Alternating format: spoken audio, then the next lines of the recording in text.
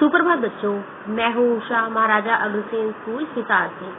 जैसा कि आप सभी जानते हैं कि लॉकडाउन की स्थिति में कई चैनल्स पर महाभारत प्रसारित की जा रही है। आशा है कि आप सभी ध्यान से ये प्रोग्राम देखते होंगे और समझ भी रहे होंगे।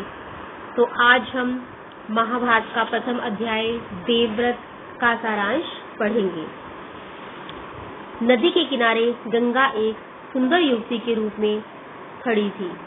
तभी राजा शांतनु वहां से गुजरे और वे गंगा पर मोहित हो गए। उन्होंने गंगा के सामने विवाह करने का प्रस्ताव रखा। गंगा राजा शांतनु से विवाह करने के लिए तैयार हो गई, परंतु उन्होंने राजा शांतनु के सामने शर्त रखी जिसे शांतनु ने स्वीकार कर लिया। गंगा ने कहा कि वे उसके किसी भी कार्य पर कभी भी कोई भी प्रश्न नहीं करेंगे।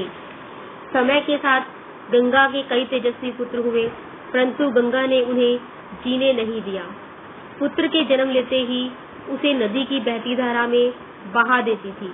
क्योंकि राजा शांतनु वचन दे चुके थे, इसलिए वे कुछ नहीं कर पाते। जब 8वें पुत्र ने जन्म लिया तो राजा शांतनु से रहा नहीं गया और उन्होंने गंगा को रोक दिया। इस पर गंगा ने राजा को अपने वचन को याद करने के लिए कहा और शर्त के अनुसार गंगा अब राजा के घर नहीं रुक सकती थी।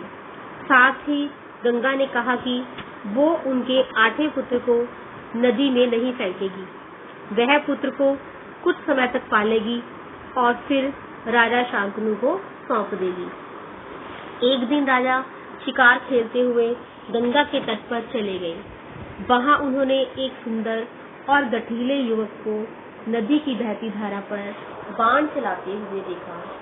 बाणों की बौछार से बहती धारा रुकी हुई थी, जिसे देखकर राजा भी हैरान रह गए। तभी वहां गंगा उनके सामने आई और उसने बताया कि यही राजा और उनका 8वां पुत्र देवव्रत है, जिसे महर्षि वशिष्ठ ने शिक्षा दी है।